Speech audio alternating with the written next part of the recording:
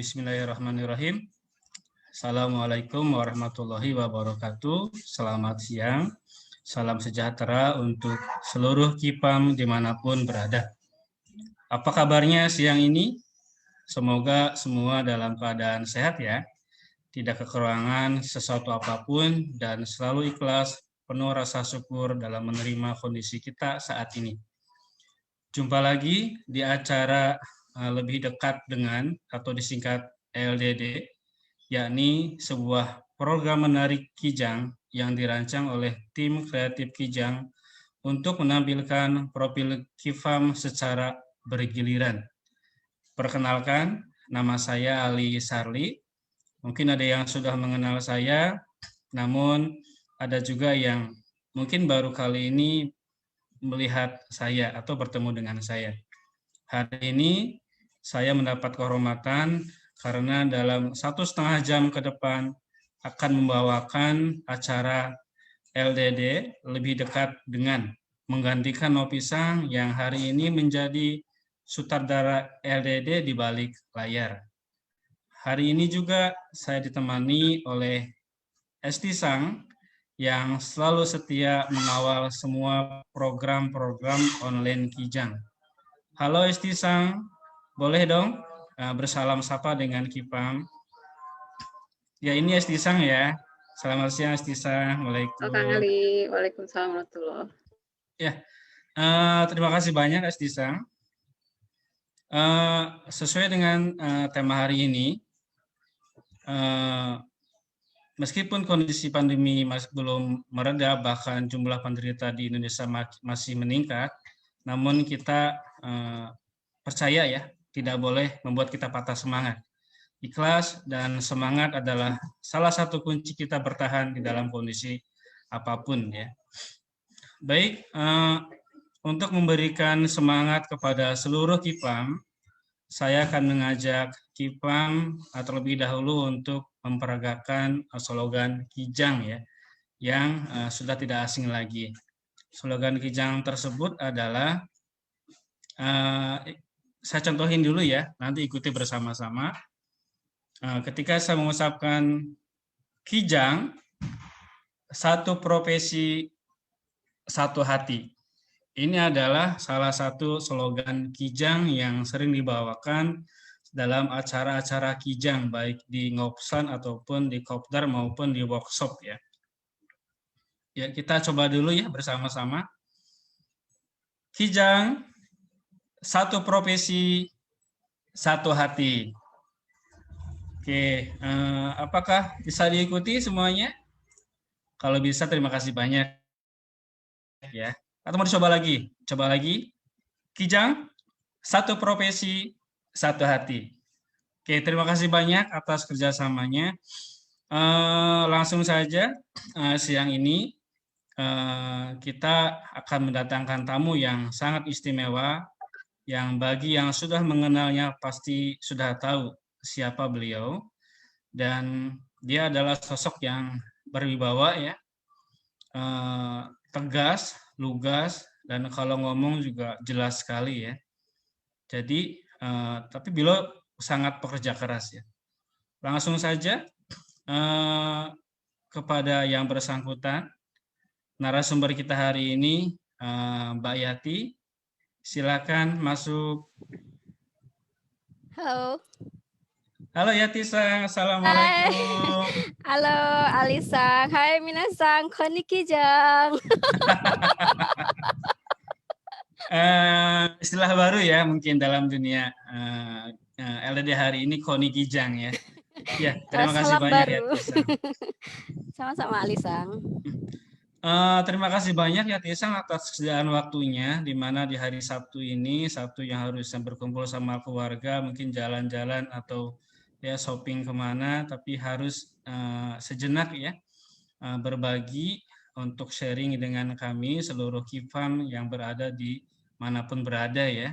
Karena slogan Kijang berikutnya juga adalah give, give, give, dan take. Jadi saatnya hari ini adalah program berbagi untuk bersama-sama kita nikmati ya. Oke, langsung saja ya Tisang. Hai.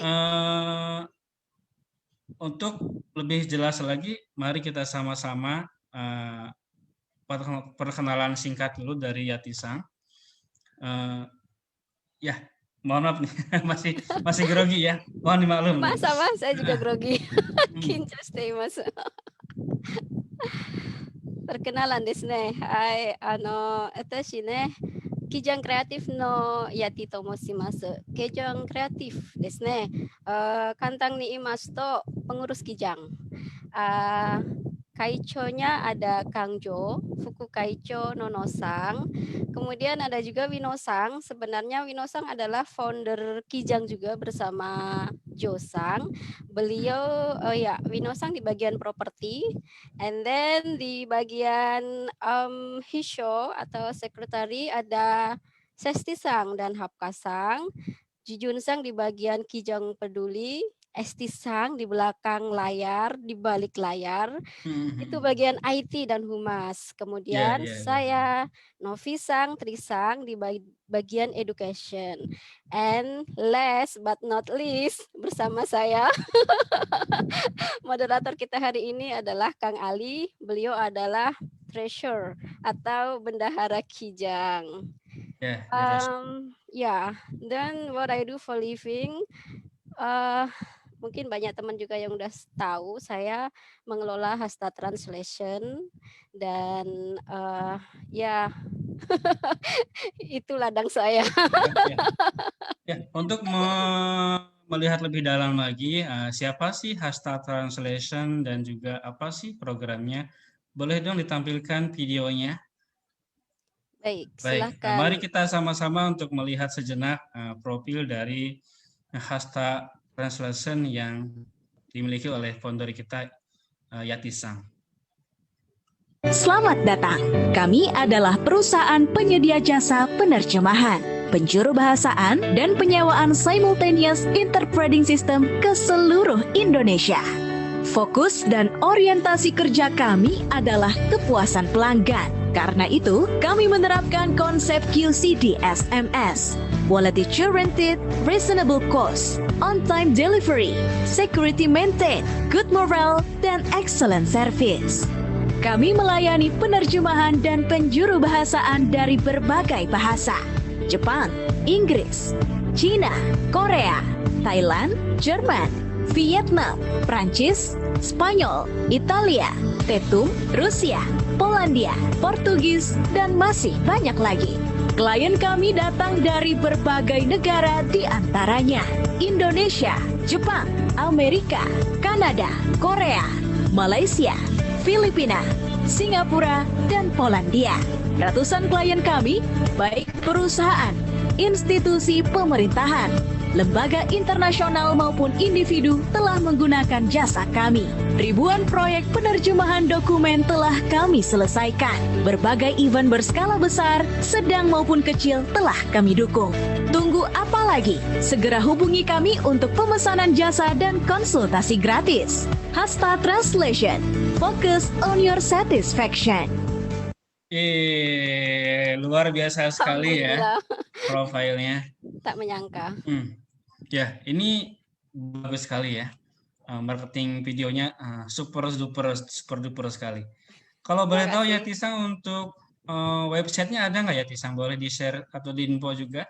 Boleh, website saya. Bagaimana saya menge-share-nya ya? Mungkin dibacakan saja kah? Boleh, mau dibacakan, ya. Boleh, mau di. Iya. Ini sudah ditampilkan juga oleh Estisang. Jadi websitenya ada di sini ya. Ada di sini. Oh, ada ya? Iya, sosial medianya juga ada, tetapi begitulah, tidak diurus. Dibuat di awal, tapi kemudian tidak diurus karena saya memang tidak terlalu banyak berpromosi di media sosial. Ya, itu memang kebijakannya begitu ya. Agak sulit kita promosi di sana karena kita kan banyak rahasia kayak gitu ya, jadi harus hati-hati daripada ini mending tidak kayak. Iya, oke. Dan mungkin informasi aja ya buat teman-teman, untuk website Hasta itu di-develop oleh teman kita, member Kijang juga, Edisang. of Wagomu. Jadi kalau teman-teman ada yang ingin membuat website dan lain-lain, silahkan menghubungi teman kita Edisang yang iya yang punya PT Wagomu. Ya, ya. Di Baik. Kijang sendiri banyak ya talenta yang Iya. bergabung ya. Sejenak sekilas dulu sebelum melanjut ke pertanyaan berikutnya, perlu saya sampaikan bahwa Kijang itu anggotanya itu terdiri dari semua kalangan ya. Ada yang karyawan tetap juga ada yang freelance juga banyak ya. Ada juga yang karyawan juga nyampe pengusaha juga banyak. Ada juga yang dari pemilik LPK juga ada yang juga pemilik lembaga penerjemahan juga banyak. Jadi di sini berbagai bidang ilmu berkumpul menjadi satu di dalam sebuah wadah komunitas yang namanya komunitas interpreter Jepang atau disebut Kijang. Dan sebagai anggotanya disebut Kijang Family atau disebut Kipam. Jadi makanya hari ini saya sering akan menyebut dengan sering Kipam, Kijang. Ya. Jadi jangan ditanda kutip itu mobil Kijang, jangan. Tapi itu adalah sebuah singkatan dari komunitas interpreter Jepang. Baik, dan salah satu narasumber kita ya sebagaimana bisa dilihat bersama ya Tisang sebagai co-founder ya pemilik dari Hasta Translation ya. Jadi bagi rekan yang sekarang bekerja di perusahaan atau yang memiliki kebutuhan atas jasa penerjemahan dan jasa lainnya bisa menghubungi beliau ya. Nanti di luar acara ini ya. Acara ini adalah mengupas tentang bagaimana membangun dan mengelola sebuah agensi ya. Oke, pertanyaan berikutnya ya Tisang sebentar ya. Mungkin ini juga pertanyaan yang banyak ingin ditanyakan kepada Yatisang ya. Oke. Momentum apa sih yang membuat Yatisang bisa membangun Hasta ini? Ya, momentum apa yang membuat saya yang dulu karyawan ya. Ya, karyawan betul, cukup betul. lama, dari tahun 95 saya karyawan, dari operator produksi, office girl juga pernah. Kemudian terakhir jubir. Kalau di tempat kerja saya dulu tidak ada istilah penerjemah interpreter, itu enggak ada. Tapi jubir, jubirnya Dulu ya Mister. bahasanya jubir. Oh. Iya, tidak Ya, dikenal. ya. Istilah penerjemah interpreter tidak dikenal. Adanya jubirnya Mister kayak gitu. Ya. Iya, di tempat terakhir saya kerja itu ya kebetulan apa ya, jiwa wira swasta saya itu sudah mulai muncul kayak gitu ya. Udah dikit-dikit memberontak kayak gitu, ingin dieksekusi. Dan tapi saya nggak bisa langsung mengeksekusinya karena kan saya juga tidak ada latar belakang pendidikan di bidang bisnis, kemudian saya sendiri belum pernah berbisnis, jadi rasa takut itu masih ada kayak gitu. Jadi Manusiawi ya. Ya, takut gagal kali ya. takut rugi. Betul, banyak kan takut ruginya gitu. Takut rugi. Maunya untung aja gitu ya. Iya. Bagaimana kalau begitu, kan selalu kita berpikir begitu ya. Iya, Karena betul, saya betul. pasti pertama melihat kelemahan diri saya sendiri apa. Kelemahan saya adalah di bidang komunikasi. Saya orangnya nggak suka ketemu orang, meeting kayak gitu. Saya kurang suka kayak gitu. Saya introvert, senangnya bekerja di balik layar. So kalau bisnis susah kayak gitu. Tetapi ya akhirnya karena dorongan itu sudah kuat kayak gitu ya, dibantu juga dengan kondisi di lapangan kayak gitu ya, yang membuat saya kayaknya harus bisnis itu. So saya pertama kalinya adalah jualan baju. Berarti ada rencana memutar dulu istilahnya. Muter dulu ya, nggak langsung ke penerjemahan kayak gitu. Saya jualan baju, tapi kemudian bisnis itu tidak bisa dilanjutkan karena yang saya takutkan terjadi. Iya. Akhirnya ya. Iya, ketika saya bekerja sendiri aman kayak gitu ya, saya tidak merugi. Tapi ketika saya mulai bekerja sama dengan orang lain, dagangan saya dibawa, diambil, tetapi tidak kembali. Masya Allah. Jadi Itu ya, banyak kali ya, bukan hanya Yati saja ya, ya. ya pasti banyak. Lalu akhirnya ya saya di weekend, biasanya kan saya kerja sambilan itu kan weekend ya. Saya bekerja dagang itu kan ya di pasar malam seperti itu. Ke teman langsung juga ada kayak gitu. Terus karena weekend itu nggak ada pekerjaan lagi kayak gitu ya, saya agak nganggur kayak gitu. So saya berpikir untuk bagaimana kalau saya menjadi penerjemah freelance kayak gitu. Terus saya ke internet cari-cari info agensi-agensi di Indonesia itu apa aja kayak gitu. Terus saya kumpulkan alamat-alamat emailnya, saya bikin konsep email, terus saya kirimkan ke semuanya itu. Setelah itu dari semua yang saya kirimin itu cuma 3 yang respon kayak gitu. Yang lain enggak ada apa-apa. Kira-kira dikirimkan 10-20-an ya? 20-an, 10 20-an ya. Yang nyantol cuma 3. Cuma 3. Oke. Enggak tahu kenapa Jadi, kayak gitu. buat Kifam ya, kalau pas ngajuin proposal atau ngajuin lamaran minimal 20 kali katanya. Oke, silakan dilanjut. Ya, terus dari 3 agensi itu saya ceritain satu persatu. Agensi yang pertama dia memang ada job untuk penerjemahan bahasa Jepang, tapi sayangnya saya tidak bisa bergabung karena tidak ada kesepakatan harga kayak gitu. Harganya nggak sepakat lah kayak gitu. Terus yang kedua ini tidak ada job untuk Japanese translation, belum ada kayak gitu istilahnya. Biasanya ada tapi belum ada. Cuma mbaknya ini kebetulan saya cocok dengan mbaknya kayak gitu ya. Jadi walaupun beliau itu tidak memiliki background kebahasaan atau penerjemahan, beliau juga bukan praktisi, tetapi bisnisnya cukup lancar, cukup baik. Beliau marketingnya lewat Google, jadi apa ya namanya, apa sih, ad gitu ya? Beriklan itu namanya. Ya, beriklan di Google itu. Nah, terus dengan mbaknya ini sering berkomunikasi, sehingga kalau ada permintaan-permintaan yang berkaitan dengan bahasa Jepang, walaupun itu bukan Hongyaku, tapi nelpon saya kayak gitu. Sehingga terus pada suatu hari, nggak lama sejak dari kenalan itu, beliau bilang ada job nih, tapi interpreting kayak gitu kan.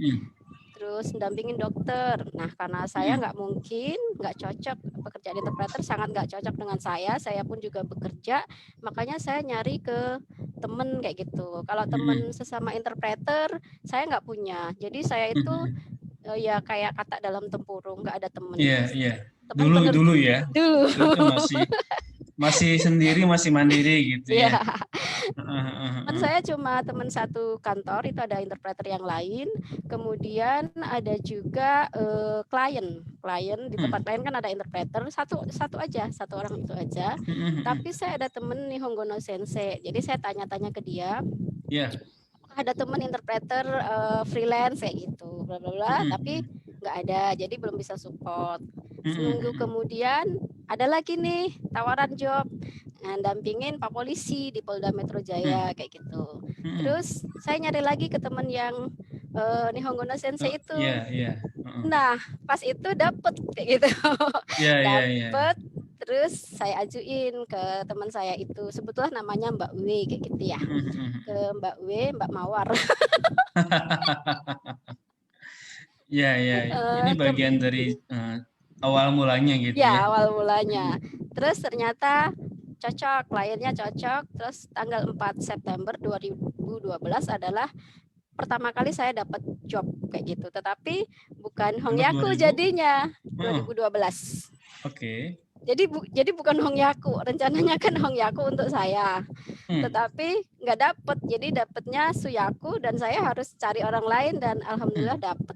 Dan orang tersebut ada di Kijang juga, teman kita sendiri.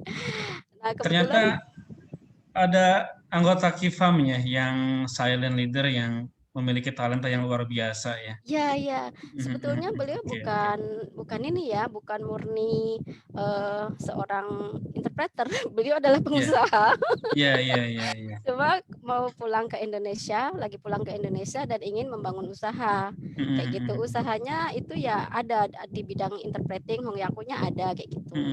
Dan beliau terjun sendiri kayak gitu. Sebenarnya waktu itu sih lebih tepat saya dibantu oleh beliau ya, karena tahu sendiri kan rate di Jepang berapa, Iya, rate betul, di betul. Indonesia berapa. Tapi beliau bantu Betul. saya dengan rate yang tidak sepadan dengan kemampuan beliau kayak gitu. Istilahnya ya rate-nya di bawah kayak gitu kan. Beliau Kemurahan istilahnya bersedia, gitu ya. ya. Oh. Beliau membantu saya kayak gitu. And then setelah itu saya dikasih fee dari Mbak Mawar kayak gitu. Saya kaget dikasih fee itu, saya kaget karena kan saya niatnya memang awalnya Bantu ya. membantu kayak gitu ya. Terus lama-lama boleh juga nih jadi agency. Itu Awalnya titik gitu. Awal mula ya. Ya, sedikit awal mulanya dari situ. Terus kemudian saya Ya. berpikir, kalau uang ini saya tabung, kemudian saya membantu Mbak W, mungkin saya nanti bisa jadi agensi pelan-pelan. Ini masih kerja? Saat itu masih kerja atau sudah keluar? Oh, masih kerja. Masih. Oh, masih kerja tapi sambil nyambi Iya, membantu mitra Mbak Yati yang punya agensi untuk betul. mencarikan kandidat buat membantu agensi tersebut gitu ya. Betul. Luar biasa. Tapi saya dalam hati berpikir saya nggak mungkin melayani Mbak Mawar saja. Suatu saat saya juga harus punya klien sendiri, karena kalau saya mengandalkan pekerjaan ini saja hanya membantu, saya nggak bisa menentukan harga saya sendiri, karena saya melihat juga harganya itu agak susah kayak gitu ya kalau Variatif ya berarti ya. Iya, kalau mengikuti mereka agak susah, karena kayak yang tadi agensi yang pertama itu juga job per jobnya, per halaman itu fee-nya agak jauh dari harga yang istilahnya yang saya harapkan. Makanya saya nggak Dari bisa harga support. wajar gitu ya. Iya. So kalau saya ingin bisa disupport oleh teman-teman, saya kan juga harus bisa ngasih harga yang wajar, itu yang lebih baik kayak gitu. So saya suatu saat harus mendirikannya sendiri kayak gitu. Tetapi untuk itu saya belum bisa sekarang. Saya sekarang support saja dulu, uangnya saya tabung, terus nanti hasil itu ingin saya buat untuk website, bikin website. Nah, kemudian kemudian Mbak W ini juga punya saudara yang punya agensi. Jadi agensi yang ketiga yang merespon saya. Oh, ada lagi agensi yang lain berarti. Iya, sebenarnya 3 agensi ini sebenarnya bersaudara. Ya Allah. Pada akhirnya saya tahu bersaudara kayak gitu. Oh gitu. Awalnya kan nggak tahu, tetapi mereka ternyata bersaudara. Nah, agensi yang ketiga ini kemudian juga nawarin job ke saya, tetapi bukan Japanese translation, tapi Inggris. Dari bahasa Jepang ke bahasa Inggris gitu ya? Ya, permintaannya Inggris ke Indonesia. Nah, tetapi kebetulan saya punya teman yang penerjemah bahasa Inggris. Kemudian saya hubungi beliau, saya katakan ada permintaan seperti ini, sebaiknya gimana gitu. Terus dia bilang, oke, saya kerjain, nggak apa-apa, nanti sekian untuk saya, kan dari klien dikasih sekian untuk saya, nanti sekian untuk Yati kayak gitu. Oh, ada profit sharing gitu ya istilahnya. Oh iya, siap. Istilahnya gitu ya kalau istilah zaman sekarang. So akhirnya saya membantu juga agensi yang ketiga ini, dan setelah itu memang sering dapat job dari agensi yang ketiga ini. Tapi tidak lama ya, maksudnya setelah setahun lebih kali ya, itu saya nggak bisa support lagi beliau karena beliau rate-nya tidak naik, itu masih sama. Ya, sementara saya sudah punya klien sendiri, saya sudah bikin website. Oh gitu. Ya, setahun kemudian saya sudah nggak nyampe setahun saya sudah punya klien sendiri. Sambil kerja nyambi, sambil paralel berjalan bersama-sama, sambil cari market juga gitu ya. Iya, tapi gini Oh, Kang oke. Ali, saya kan seperti yang saya katakan tadi bagai kata dalam tempurung. Mm-mm. Jadi saya harus punya website kayak gitu kan untuk Ya, menyaring ya. klien. Saya Mm-mm. menyiapkan website tuh sejak begitu saya punya niat untuk membangun agensi, saya sudah nyiapin websitenya. Ya, Nah, ya. bulan November uangnya sudah kumpul, saya sudah materinya sudah siap, materinya sudah Mm-mm. ada. Mm-mm. Kemudian saya minta web developer untuk bikinkan saya web kayak Iya, gitu. iya. Nah, Mm-mm. sejak itu saya juga kemudian saya nggak tahu nih tongkrongan penerjemah itu ada di mana sih mereka Iya, itu iya, gitu. Saya iya, mau iya. mencarinya kemana. Mm-mm. So saya itu Masih ya masih awam banget searching, gitu ya di masih awam, awal-awal. sangat-sangat awam.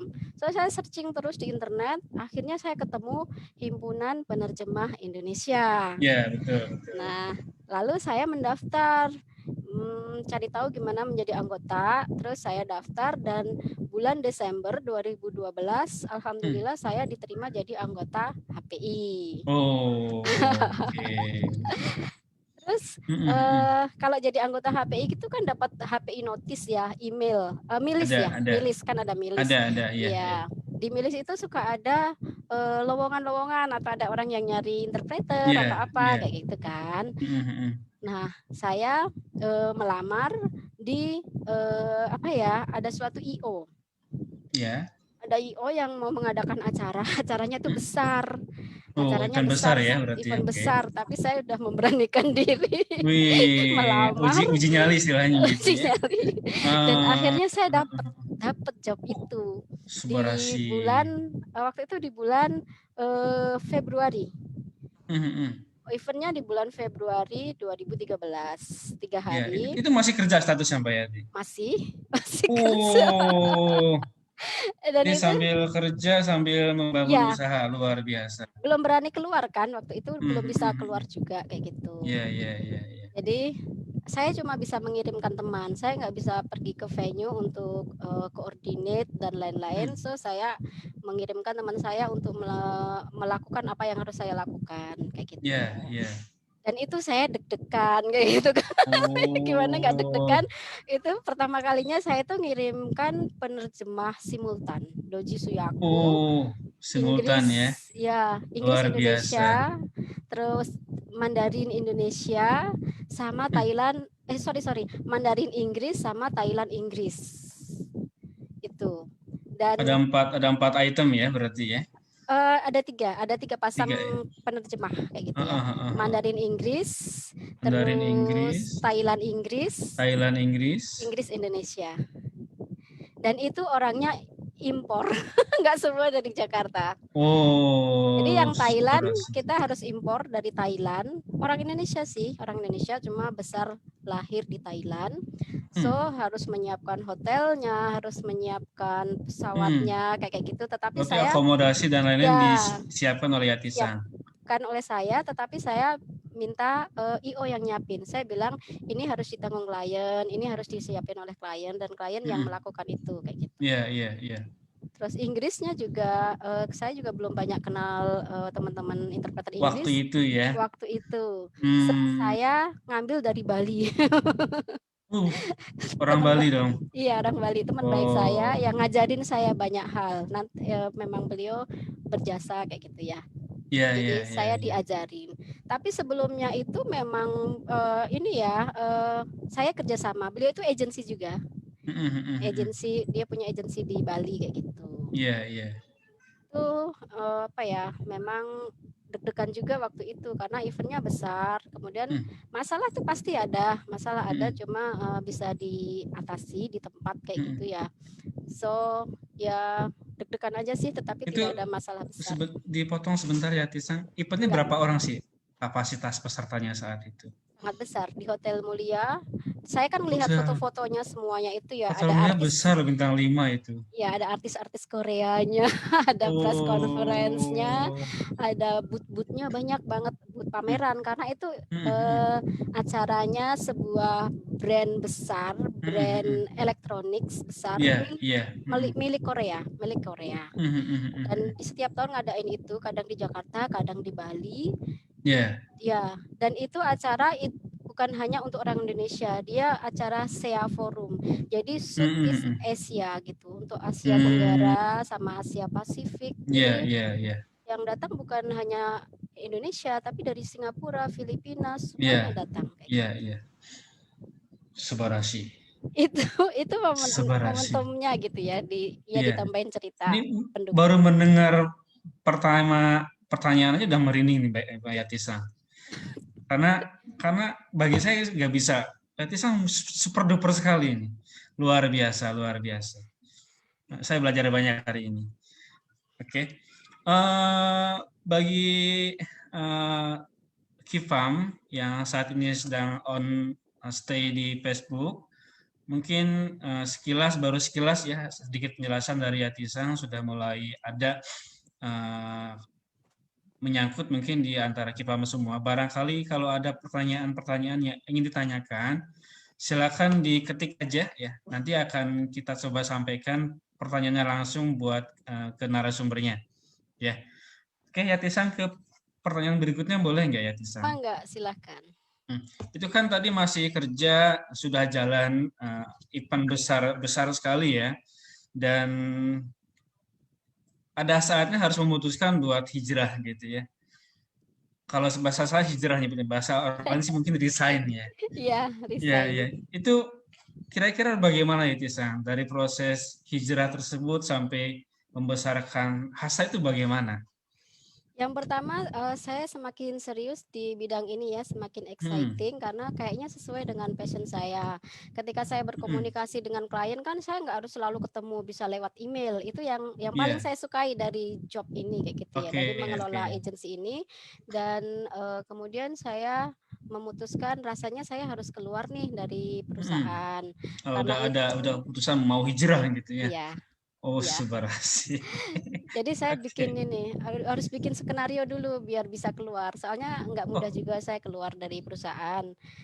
Emang nggak mudah sih, kalau orang penting nggak mudah keluar itu. Nggak penting sih, soalnya orang Jepang yang saya dampingi itu gimana ya, saya itu seusia dengan anaknya. Jadi saya itu suka kayak di anak-anaknya kayak gitu ya. Merasa ya. Iya. Dan kebetulan waktu itu beliau sudah sakit-sakitan dan harus pulang ke Jepang. Kemungkinan besar nggak akan balik ke Indonesia. Jadi saya sepertinya ini kesempatan baik bisa mohon izin untuk resign kayak gitu ya. Dan tapi kalau saya tinggal di Bekasi agak susah. Iya. Karena itu saya kebetulan sudah bulan Juni itu sudah lamaran gitu ya dari keluarga mas saya. Terus ya udah saya bilang saya ingin resign, ingin nikah dan tinggal di kampung. Oke. Bersembunyi di balik alasan itu gitu ya.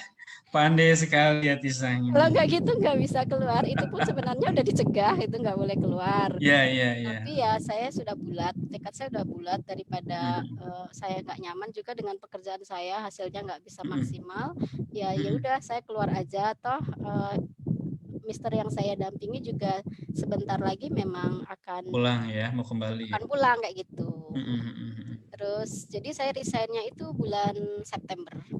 Bulan September dan bulan Oktober saya menikah. Kemudian saya memang tinggal di Semarang agak lama karena mamanya mas saya meninggal. Saya nggak mungkin langsung ajak mas saya ke sini kayak gitu. Jadi saya tinggal di Semarang dulu lama. Saya tetap bekerja dari Semarang. Jadi klien saya kalau telepon kadang, maaf saya lagi di Semarang belum bisa meeting hari ini. Oh, itu masih tetap jalan ya komunikasi, terus marketing masih jalan. Terus jalan, nggak ada berhentinya. Kalau untuk agensi ini nggak ada berhentinya. Oh, Subarashi deh sebenarnya.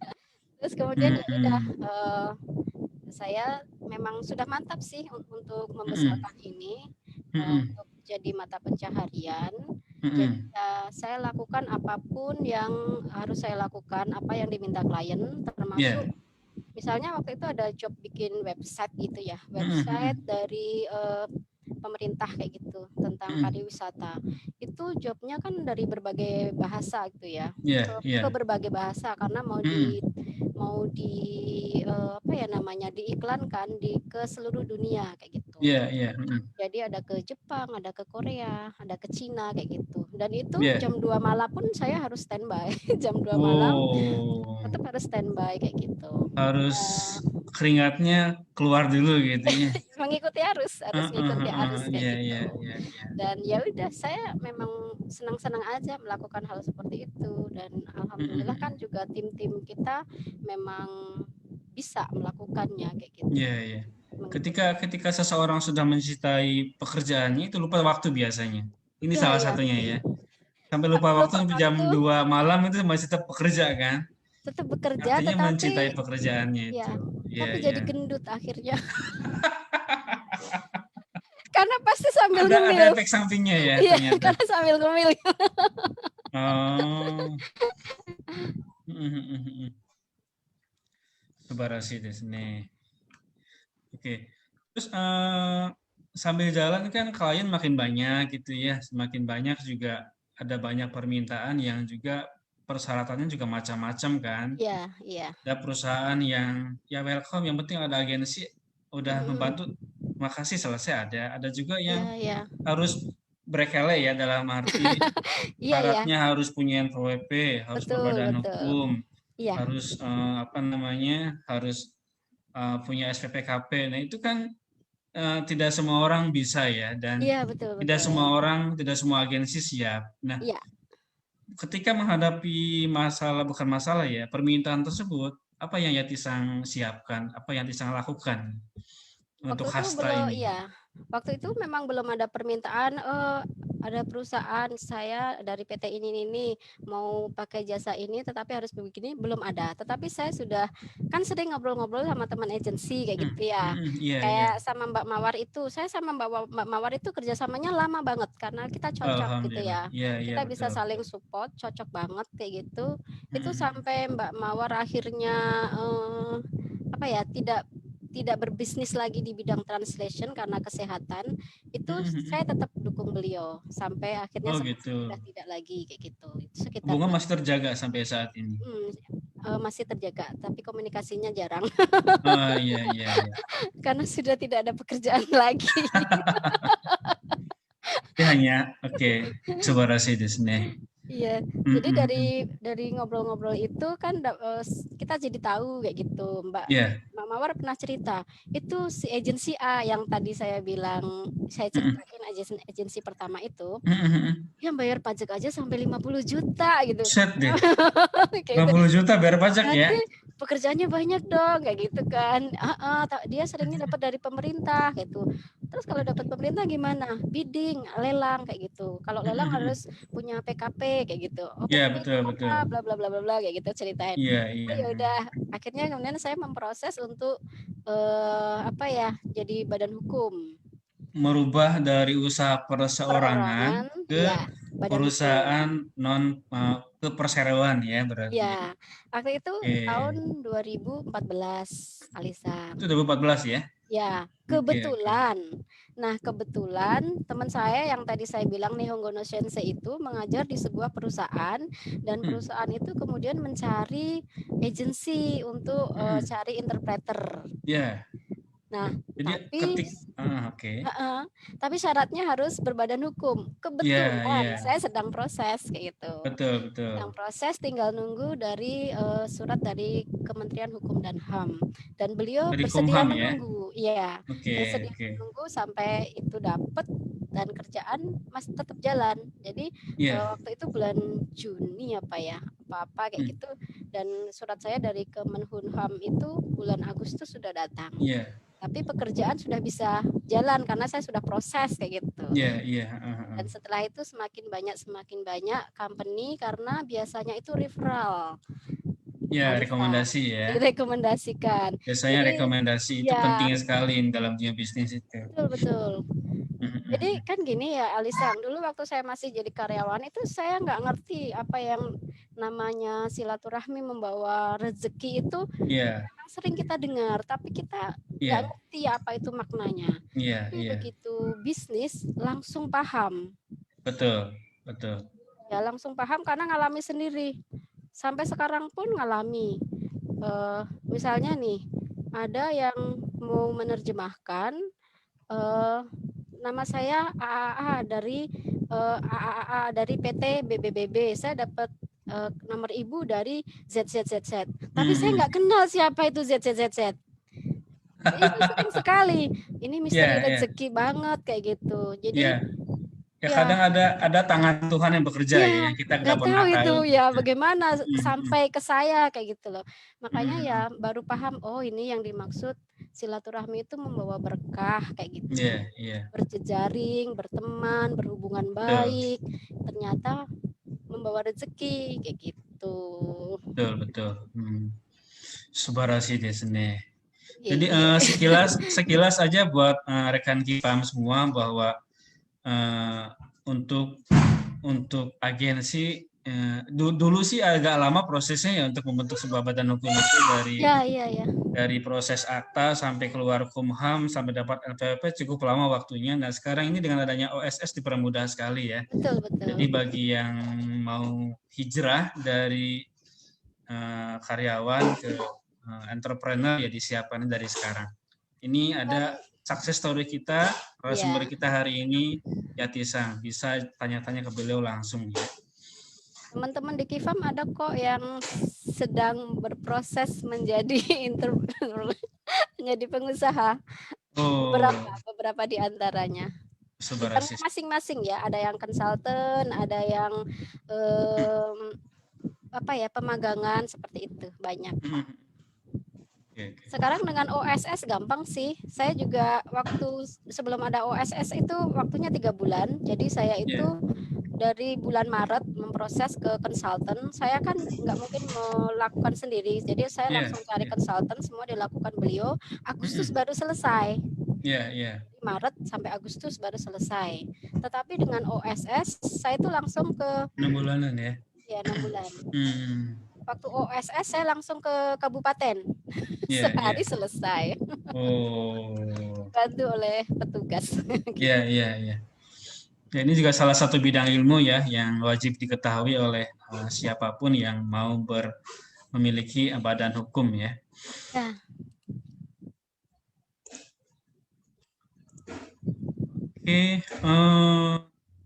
Jadi setelah mempunyai perusahaan berbadan hukum dan klien-klien juga semakin bertambah, referensi dan rekomendasi semakin banyak, tentu semakin hasta semakin besar ya.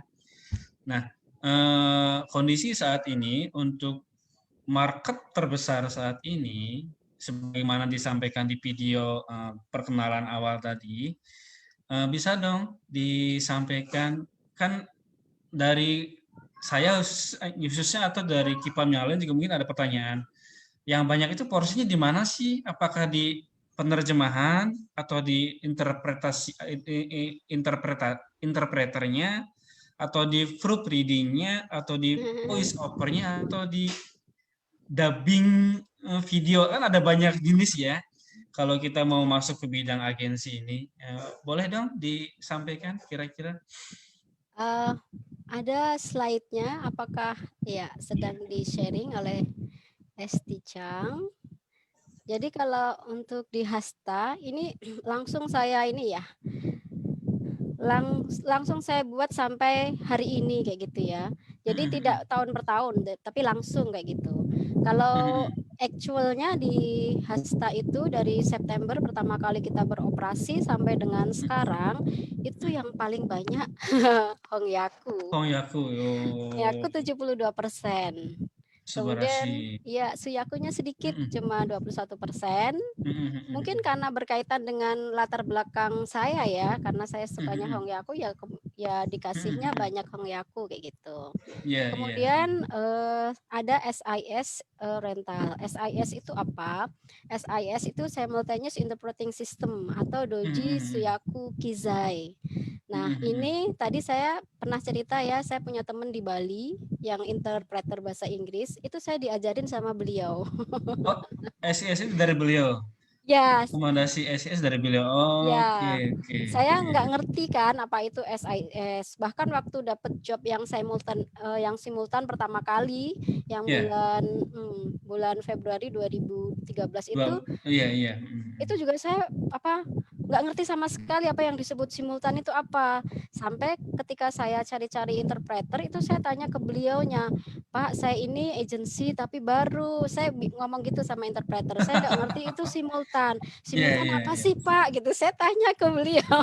Oh, Dijelasin sama beliau, oh gini Bu, simultan gini-gini. Oh ya ya ya. Bapak tarifnya berapa? Oh tarif saya segini kayak gitu. Tetapi tarif dari yang disediakan oleh IO yang kita sepakati cuma setengah dari tarif Bapak tersebut. dari Jadi beliau nggak permintaan bisa beliau, iya. ya nggak bisa pakai beliau. Beliau itu adalah interpreter simultan Mandarin yang high level. Jadi biasa Oke. menerjemahkan atau menginterpretasikan untuk presiden, sekretaris PBB, ya Oh. orang-orang penting kayak gitulah, kayak gitu.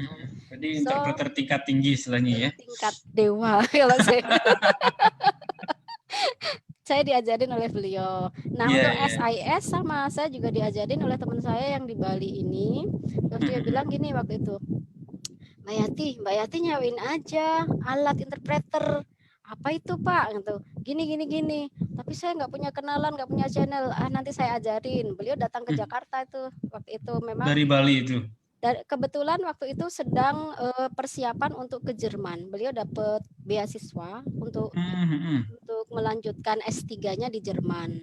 Ya, ya, Jadi ya. kebetulan lagi di Jakarta. Kita ketemuan itu dibantu sama beliau kayak gitu. Jadi ada landing dulu di Jakarta beberapa hari gitu ya, baru bisa Ya, ngomong-ngomong dulu. sambil belajar di Gute kayak gitu kan. Oh. Gitu. Terus kita ketemuan, terus ya udah di apa ya? Dikasih tahu oleh beliau gini kayak gitu. Tahun 2000 berapa tuh? 2014, 2015. 2014 karena 14 ya. pertama kali saya dapat job SIS ini April 2014 itu Oke. dari klien di Kanada. Jadi Oh, ada klien di luar biasa. Kanada, dia itu apa ya? Bukan persatuan ya. Federasi Penulis Sains, Jurnalis Sains, Federasi Jurnalis Sains. Kantornya di sana di Kanada. Terus beliau ingin cari interpreter sekaligus alat kayak gitu. Terus beliau itu orang Korea sebenarnya, tetapi menikah dengan orang Kanada dan tinggal di sana. Terus beliau bilang, Yati aku mau sewa juga alat interpreter. Aku nggak mau cari-cari yang lain, aku mau kamu aja, dia bilang gitu. Karena aku udah cari-cari di yang lain, tapi kok websitenya nggak ada yang berbahasa Inggris, dia bilang gitu. Website saya waktu website pertama itu sangat-sangat sederhana dan to the point. Tapi ada bahasa Inggrisnya, jadi Indonesia, Inggris kayak gitu Alisang. Jadi bisa nyantol. Terus karena saya juga sudah dibantu, dikasih tahu oleh teman saya yang di Bali itu, jadi saya support beliau untuk pertama kali, saya support SIS. Oh. Dari situ belajarnya. Ya. Gitu. Jadi proses saling berhubungan dan bermitra istilahnya ya. Ya, seperti itu. Nah, itu tadi yang ini ya untuk by project. Terus sharingnya sudah ditutup. Estisang bisa ditampilin lagi sharingnya. Ceritanya belum selesai nih. Terus kalau by klien ya, by klien itu sebenarnya sejak pertama itu saya memang hanya Perusahaan banyaknya ya. Ya, apa ya, policy kami itu memang hanya ingin main di domestik. Oke. Jadi kalau kemudian saya ada klien-klien dari luar itu bukan karena saya berpromosi, tapi karena atas kehendak yang di atas sana, kehendak Allah, mereka datang kepada saya. Saya tidak pernah berpromosi, mencari, tapi mereka yang datang. Termasuk yang dari Amerika yang terakhir itu, banyak orang yang berlomba-lomba ingin jadi interpreter, jadi penerjemah, jadi proofreader di agensi besar itu Amerika. Tapi saya enggak. Saya enggak, justru mereka yang menelpon saya. Saya enggak tahu bagaimana ceritanya gitu. Tapi ya entahlah kenapa kayak gitu. Itu seri rezeki banget kayak gitu. So, baik klien tentu yang paling banyak adalah kalau ini ini belum belum by country ya. Ini kita by country di slide selanjutnya. Ini by kategori klien dulu ya. Itu sorry. Kategori klien itu yang 67% adalah Kaisha, perusahaan. Company ya, corporate ya. Company, corporate kayak gitu ya. Terus kemudian ada juga institusi pemerintah. Jadi kayak Devo Kikang ya. ya departemen apa kayak gitu. Terus kemudian coaching itu individual. Jadi mereka ada juga individual ada ya. banyak Oh, ijazah, gitu. transkrip nilai. Sekarang musim ini. Oh, ada juga musim. ya. Oh. Ya. Yang mereka misalnya mau dapat beasiswa ke Jepang atau ke Jerman atau kemana, mereka kan harus nerjemahin dokumen ijazahnya kayak gitu dan ya, dan lain-lain. Ya. Itu ada 29%. Nah, kemudian baru tahu nih saya juga. Ada banyak. Selain itu ada juga organisasi pemerintah. Non pemerintah ya. Internasional, biasanya organisasi internasional non pemerintah. Jadi mereka ada acara di Indonesia, lalu perlu interpreter dan lain-lain gitu. Kemudian kalau by country, maksudnya klien country itu yang paling banyak ya sesuai dengan yang diharapkan itu Indonesia ya. Indonesia. Terus yang Jepang 2% aja. Terus yang Sonota, yang lain-lain itu 2% juga. Berarti market share di Indonesia masih terbuka lebar gitu ya? Iya, lihat presentasi ini banyak. sebanyak 96% ini.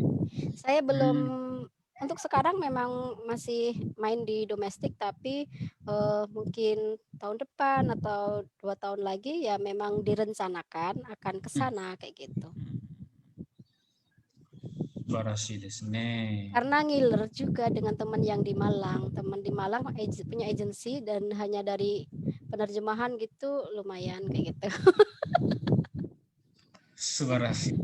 Jadi teman-teman para agensi kita, agensi di Indonesia ini, agensi penerjemahan itu tidak bersaing yang bagaimana ya kayak gitu. Tetapi kita itu justru kerjasama.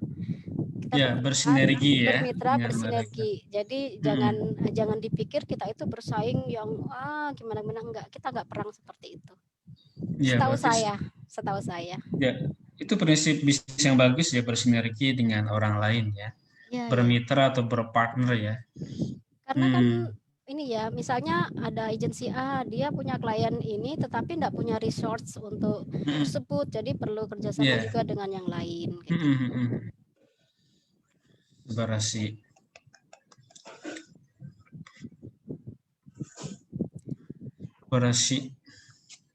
Ya, dari Kifam yang online saat ini sudah ada beberapa pertanyaan yang masuk. Saya coba di collect dulu ya. Nanti setelah ada timingnya akan saya sharing ke narasumber Yatisang ya. Baik, dalam proses pelaksanaan di lapangan ataupun dalam menerima setiap proyeknya, itu kan tentu dari agensi, selaku agensi kan harus mengetahui kandidat yang pas atau yang layak buat mengisi proyek tersebut gitu kan. Nah, mungkin ada beberapa pertanyaan dari kandidat ini, apakah kandidat tersebut resmi karyawan tetapnya dari Hasta Translation atau itu tidak tetap atau freelance ya. Dan juga dari sekian banyak proyek itu perlu berhubungan dengan banyak orang ya. Dan bagaimana mengelola para transpreneur ini ya, translation planner ya. Singkat transpreneur. Biasanya disebutnya talent. Jadi interpreter, translator dan lain-lain itu disebutnya talent. Oke. Jadi kayak artis gitu kan, talent. Iya. Ya, kalau itu yang pertama bagaimana cara mencari talent yang tepat untuk suatu proyek gitu ya, Kang Ali ya.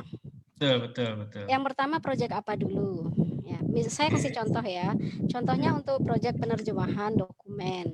Yang pertama kita kan harus komunikasi dulu dengan klien. Kita harus clear dulu dengan klien minimal pasangan bahasa.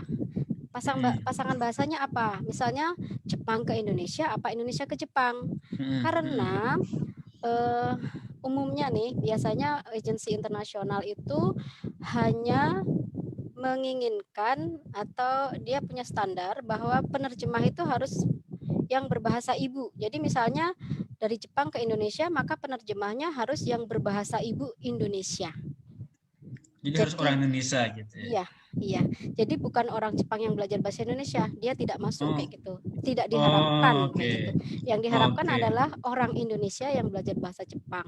Jadi bahasa ibunya bahasa Indonesia kalau untuk pasangan Jepang ke Indonesia. Karena itu harus clear dulu di sini sehingga dalam otak kita langsung kalau Jepang ke Indonesia dalam benak saya nanti ini orangnya kayak gitu. Kalau Indonesia ke Jepang berarti ini itu langsung udah tersaring gitu kan. Yang kedua volume pekerjaan berapa kayak gitu, berapa kata, berapa ratus kata, berapa ribu kata itu harus clear karena harus diketahui di awal harus diketahui di awal karena untuk menghitung deadline. Jadi kita nggak gerasa-gerusu tuh ada order terima aja gitu ya. Enggak boleh. Rezeki nempok nih kayak durian numpuk jeblet terima aja. Tapi melihat narasinya ternyata bisa jadi bunuh diri sendiri gitu kan. Enggak seperti itu ya. Enggak. Iya. Dari volume itu kita kan sudah bisa menghitung. Jadi rata-rata loading penerjemah itu sehari berapa kata kayak gitu kan. Itu kita sudah punya catatannya. Terus deadline. Deadline itu jangan dibiasakan tanya ke klien, ini deadline-nya kapan? Jangan. Tapi kita yang harus menghitung sendiri. Jadi volumenya itu berapa dibagi rata-rata loading penerjemah. Mampunya berapa per hari. Nanti ditambahi 1 hari untuk allowance kayak gitu ya. Kalau ada apa-apa ya, untuk yoyu itu ya. Yoyu jikang. Terus nanti juga untuk editing berapa lama. Editing kan separohnya ya, separuh dari waktu penerjemahan. Terus ada juga yoyu 1 hari lagi kayak gitu. Minimal itu waktu yang kita perlukan untuk deadline. Kita ajukan ke klien. Normally idealnya kita akan butuh waktu segini untuk mengerjakan proyek ini. Kita yang bilang ke klien. Baru kalau ternyata klien, kita perlunya sekian hari saja, nggak bisa selama itu kayak gitu. Selama bisa dikejar, karena untuk loading tersebut itu kan asumsinya 8 jam kerja. Kalau misalnya ternyata lebih cepat, bisa ditambah lembur sekian jam per hari, berarti kan bisa diterima. Kalau nggak bisa, misalnya kayak ada tuh Kang Ali 1000 lembar minta 4 hari. Buset deh, kejam banget. Itu nggak mungkin kan, jadi langsung ditolak kayak gitu. Oh gitu. 1000 lembar 4 hari ya. 400 lembar seminggu pun kita tolak. Bagaimana 1000 lembar per hari, katalog pula kayak gitu kan. Jadi kita langsung putuskan, maaf kita nggak bisa support untuk yang kayak gitu. Ya. Terus udah gitu tarif. Menolak juga adalah sebuah hal yang wajar ya. Wajar. Bukan berarti menolak rezeki ya. Perhitungan. Jadi realistis berarti ya.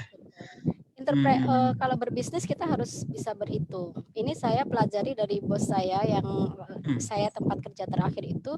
Beliau itu kalau memutuskan sesuatu selalu tik lihat dia ngitung-ngitung di kalkulator dulu. Boleh. Enggak, jangan. Dia selalu berhitung. Jadi saya ada kalkulasinya tersendiri ya. Belajar dari beliau bahwa apa-apa itu harus diperhitungkan kayak gitu. Betul. Terus tarif juga harus clear dulu dengan klien. Tarif ya. Ya, kenapa harus clear? Jangan-jangan nanti tarif penerjemah saya misalnya per lembar 200, klien akhirnya cuma bisa 150, kan nggak mungkin. Jadi harus clear. Nanti ya. Tukar bandar. Harus clear dulu dengan klien sehingga kita bisa cari jadi penerjemah yang tarifnya itu bisa masuk ke sini kayak gitu. Iya. Nah, minimal 4 hal ini harus clear dulu dengan klien, baru kita cari penerjemah yang sesuai. Nah, cari penerjemah itu ada beberapa cara. Kalau agensi besar yang punya database banyak ataupun agensi yang baru buka dan belum punya banyak channel, itu bisa dengan blast. Jadi Oh, bless. siapkan dulu apa yang dibutuhkan, bla bla bla bla, terus di share ke publik kayak gitu ya, sehingga nanti akan datang orang yang Yang melamar berminat ya. yang sesuai dengan ini gitu ya. Mm. Kadang-kadang nggak sesuai juga melamar karena itu nanti ada proses ada Betul, proses betul. screening kan, ada Betul, proses betul, screening. betul. Nantinya mereka akan screening dari yang masuk itu. Mm.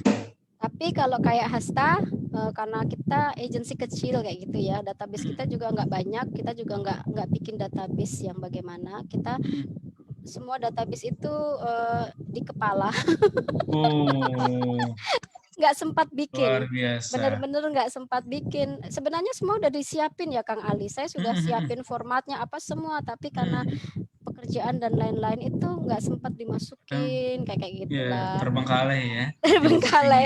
Semua yang Ya, ya, direncanakan ya. memang ini terbengkalai. Ya memang lebih banyak di kepala. Kalau ada project saya lebih sering pakai apa yang sudah sering saya pakai gitu. Penerjemah yang sering saya pakai apa, interpreter yang sering saya pakai siapa kayak gitu, itu yang muncul di kepala kayak gitu. Ya, ya, ya. Nanti kalau beliau saya hubungin nggak bisa, baru saya cari yang lain, nggak bisa saya cari yang lain kayak gitu. Jadi saya lebih ke private kayak gitu ya, langsung Ya, ke yang ya. bersangkutan. Ya, Kalau ya. misalnya udah mentok, saya baru blast cari Naruh. lain kayak gitu. Jadi Itu mengutamakan banyak yang rekan sejawat dulu, yang dekat dulu sebelum ke yang lain gitu ya. Jadi Ya. memberi peluang dulu kepada teman terdekat dulu gitu. Karena juga gini kan, Sebarasi. kita kan juga repot kayak untuk urusan perpajakannya kan. Ya, Kalau ya. ada member baru kayak gitu kan juga urusan administrasinya harus lebih Ya, gitu ya, ya. ya. Karena itu kadang karena kesibukan atau apa untuk mempercepat memang diutamakan yang sudah ada database-nya, urusan pajaknya sudah ada data-datanya, bla bla bla blanya kayak gitu. Ya kayak gitu sih. Oh. Jadinya kelemahannya memang kurang bisa memberi kesempatan kepada teman baru kayak gitu. Padahal Ya, kita ya. juga harusnya memikirkan juga ya teman baru kayak Betul, gitu. betul. Tetapi ya begitu, karena untuk saat ini belum ini ya. Kita belum banyak apa ya, belum bisa seperti yang besar-besar itu, sehingga ya dengan apa yang kita bisa dulu kayak gitu. Ya, jadi lakukan dengan yang kita bisa dulu apa gitu. Iya, betul. Sebarasi. Tak terasa nih waktu udah 60 menit jalan ya, time fly. Kalian cepat berlalu ya Allah. Sedikit aja ya Tisang, ada 2 pertanyaan dari rekan kita yang online saat ini. Singkat aja dijawab, nggak apa-apa. Yang pertama dari Pitria Sang ya, dari Bali. Oh. Kiat-kiat mendapatkan kepercayaan dari klien itu apa sih? Nah itu. Kiat-kiat mendapatkan kepercayaan dari klien. Saya punya prinsip, ada 2 prinsip dalam bisnis penerjemahan. Yang pertama, ketika kita dapat pekerjaan, lakukan dengan sebaik-baiknya, optimal. Karena promosi yang sebenarnya itu adalah kualitas kerja kita. Kita nggak usah sibuk-sibuk bikin advertising yang cantik, bla bla bla. Enggak, saya nggak terlalu mengandalkan itu, tapi hasil kerja kita itu harus mutunya yang maksimal, seoptimal yang kita bisa. Manusia pasti punya kekurangan, pasti ada kesalahan. Penerjemahan itu pekerjaan yang sulit. Dia membutuhkan konsentrasi, membutuhkan fokus, membutuhkan ya kalau di belakang layar gitu ya, di depan komputer lama-lama itu kan juga lelah, kerja otak itu lelah. Pasti penerjemahan itu mungkin ada typo, ada kurang riset dan lain-lain. Karena itu penerjemahan itu tidak hanya cukup terjemah kasih ke klien, enggak, harus ada orang lain yang memeriksa, edit jika perlu kan.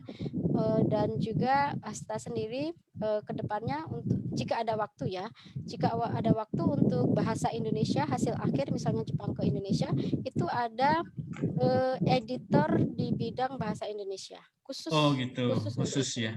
Cuma seringkali itu klien kan mintanya cepet kayak gitu. Ya biasa. Waktunya itu mepet banget, jadi hanya cukup untuk nerjemah dan ngecek. Iya, untuk ngecek yang dari maunya terima bersih deh, nggak mau iya, tahu urusan itu gitu.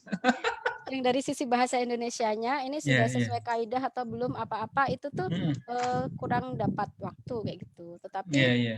biasanya sih memang semua saya cek ya, semua pekerjaan itu sebelum ke klien itu kan saya cek, kecuali Mm-mm. misalnya ke Jerman, ke Cina itu saya nggak bisa Iya. cek. Hmm. Makanya diserahkan langsung ke Swan Translator. Saya biasanya untuk bahasa-bahasa yang saya nggak kuasai, saya nggak ngerti sama sekali, saya langsung ke ahlinya. Mau mahal, mau harganya selangit, 1 lembar 700.000, nggak apa-apa. Selama kliennya mau, saya jabanin. Tetapi kalau misalnya klien nggak bisa, ya udah selesai. Saya nggak akan memaksakan untuk harus terima kayak gitu. Dengan Harus ikhlas ya. mengorbankan saya ini penerjemahnya nanti bisa dipercaya nggak sih, ini Iya, masih iya. apa nggak, saya lebih baik pakai yang sudah high level tapi saya merasa nyaman, saya merasa yakin Iya. ini benar baik kayak gitu ya, karena saya Bertanggung jawab benar-benar istilahnya ya. benar nggak ngerti bahasanya kan, Ah, bahasa-bahasa tersebut kayak gitu. mm. Jadi kiatnya yang pertama adalah ketika ada pekerjaan kita lakukan sebaik-baiknya, seoptimal mungkin. Betul. Karena kita berpromosi kan untuk dapat pekerjaan. Ketika dapat pekerjaan, ketika pekerjaannya sudah datang, jangan disia-siakan kayak gitu. Harus kita Betul. kerjakan dengan sebaik-baiknya. Dan Betul. kalau kerjaannya itu bagus, pasti kita akan direkomendasikan. Buktinya Hasta itu semua pekerjaan, banyak sekali pekerjaan itu yang karena hasil rekomendasi dari klien ke klien, dari orang ke orang kayak gitu. Iya, iya. Sedangkan kalau dari website sendiri atau dari apa itu Jarang ya. jarang. Saya mengamati jarang kayak gitu. Apalagi Iya. websitenya juga nggak terlalu saya urus, nggak saya update kayak gitu ya. Nggak sempet kayak gitu ya. Emang budaya bacanya sedikit ya, jadi Iya. daripada baca lama-lama mending referensi aja cepet dah gitu ya. Ya, karena kalau untuk penerjemahan itu kan keunikan jasa terjemahan itu adalah begini, Fitriasang. Jadi orang itu kan nggak banyak yang nggak bisa menerjemah, nggak tahu bagaimana cara menerjemah. Jadi dia akan percaya dengan ucapan orang yang sudah pakai, ya enggak? Ketika seseorang mereferensikan, bahasa Sundanya keluar nih, mereferensikan, harusnya mereferensikan. Nggak apa-apa. Ketika seseorang mereferensikan seseorang atau suatu agensi, orang yang mendengar itu akan percaya karena dia sudah pakai, gitu. Jadi satu kiatnya adalah ketika pekerjaan itu sudah datang, lakukan sebaik-baiknya. Jangan lelah, pasti lelah. Sampai malam iya, jam 2 masih begadang iya, sampai ya nggak usah diceritain sih ya. Sampai saya sebenarnya pernah ngalami saraf kejepit karena kelamaan duduk bersila sambil kerja berminggu-minggu seperti itu. Itu salah satunya ya kiatnya. Yang kedua, testimoni. Orang kan suka, apalagi interpreter biasanya ya, minta testimoni ke klien kayak gitu ya. Setelah dikerjakan minta feedbacknya ya, berarti ya. Minta feedback kayak gitu ya. Itu kalau saya biasanya gini, orang minta testimoni itu kan berharap ada feedback yang bagus gitu ya. Betul. Tapi harusnya dibalik. Tapi minta kekurangannya apa kayak gitu. Kalau minta koreksinya gitu koreksinya. Jangan minta mengharapkan yang baik-baik. Justru kita tanya apakah ada kekurangan yang bisa saya improve ke depannya kayak gitu. Itu soal testimoni ya. So, tetapi gini, saya juga pernah beberapa kali menyiapkan form untuk feedback kayak gitu, tapi klien seringkali nggak sempat. Jadi feedback itu nggak terlalu saya harus utamakan. Nggak wajib ya, nggak wajib ya. Karena klien seringnya nggak sempat kayak gitu. Betul. Tetapi ingatlah, testimoni yang sebenar-benarnya adalah repeated order. Betul. Ketika klien memberi kita pekerjaan lagi dan lagi, itulah sebenarnya testimoni. Jadi tidak usah sibuk minta testimoni tertulis yang apa, nggak usah. Yang penting kita lakukan sebaik-baiknya, klien puas, dia akan repeat order ke kita. Itu saja. Subhanallah. Jadi poinnya adalah repeat order ya. Keywordnya repeat order. Jadi kalau pekerjaan kita ada repeat terus, artinya kita dipercaya gitu ya. Dipercaya. So you Oke. have to do the best. Oke. Oke ya Tisang, yang nomor 1 terima kasih banyak. Yang nomor 2 ya Tisang nih. Untuk menjadi seorang interpreter terpercaya, apakah harus tersumpah? Nah ini dari rekan kita dari angkringan ya. Angkringan Ali. Interpreter ya, interpreter dan tersumpah ya Ya, kata kuncinya. tuh. Sebenarnya gini, namanya siapa? Ini dari angkringan Angkringan. Ali ya. Nih. Angkringan Ali, Nggak tahu. Alisang gitu ya. Bukan dari saya, bukan. Angkringan ya, Dari angkringan Alisang, ini. gitu ya. Entah siapa gitu ya. Jadi kalau tersumpah itu sebenarnya adalah bukan untuk interpreting. Jadi tersumpah itu untuk Hongyaku. Hongyaku ya. Ya, jadi sebenarnya cerita awalnya begini. Dahulu pemerintah daerah itu memerlukan jasa-jasa penerjemah untuk kebutuhan di pemerintah. So, maka diadakanlah UKP, ujian kompetensi penerjemah.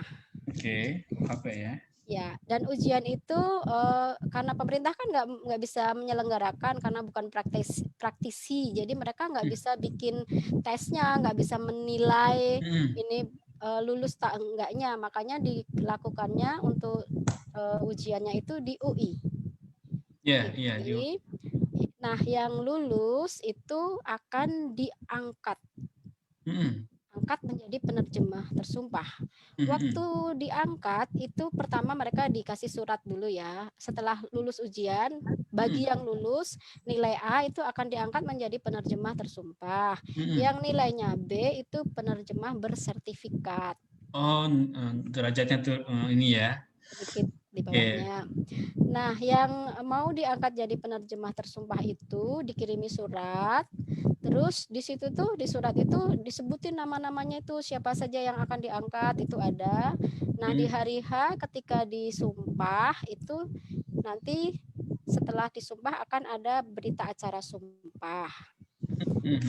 Nah, tapi itu untuk dokumen aja ya. Dokumen sebenarnya. Dan di dokumen itu kan tergantung bunyinya ya. Tergantung bunyinya. Ada yang bahasa asing ke bahasa Indonesia dan sebaliknya kayak gitu. Iya. Isinya masing-masing sesuai dengan dia lulus ujiannya kayak gitu. Nah, apakah penerjemah untuk bisa dipercaya harus penerjemah tersumpah? Sayangnya sekarang kan sudah tidak ada penerjemah tersumpah itu. Dari tahun 2010 UKP sudah tidak dilakukan lagi, entah karena apa kayak gitu ya. So sebenarnya teman-teman kalau ingin mempersiapkan diri menjadi penerjemah tersumpah ya siap-siap aja, karena suatu saat insya Allah akan diadakan, tapi nggak tahu kapan kayak gitu. Rumor-rumor sih ada kayak gitu. Kayak misalnya yang terakhir saya dengar, rumor yang saya terakhir dengar itu Departemen Pendidikan dan Kebudayaan itu yang akan mengadakan kayak gitu. Payung hukumnya tentu dari Departemen Hukum dan HAM kayak gitu ya. Iya. Ini dulu juga sudah pernah dibahas tapi belum terjadi kayak gitu ya. Entah kapan terjadinya. Tetapi ya kita siap-siap aja kapan-kapan kalau misalnya ada dan berminat bisa mendaftar kayak gitu. Nah, kita belum tahu nih kapan lagi. Gitu. Tapi apakah hanya penerjemah tersumpah yang bisa dipercaya? Ya enggak. Penerjemah tersumpah itu kan sudah istilahnya UKP-nya itu sudah selesai tahun 2010 ya kan. Artinya setelah itu sebenarnya ya banyaklah penerjemah yang qualified tapi yang sudah nggak bisa ikut lagi ujian. Iya. Jadi kalau ingin dipercaya itu bukan tersumpah atau tidak tersumpah. Nggak harus nunggu disumpah dulu ya. Nggak nunggu. Yang penting misalnya nih ada tes dikerjain hasilnya bagus berarti bisa dipercaya. Tetapi agensi itu ketika memberikan tes ya namanya bidang itu kan banyak ya, ada bidang akuntansi, bidang apa-apa. Ketika yang dites misalnya saya pernah juga ada pengalaman gitu ya, ngetes temen kayak gitu ya, bukan temen ya, maksudnya teman penerjemah kayak gitu.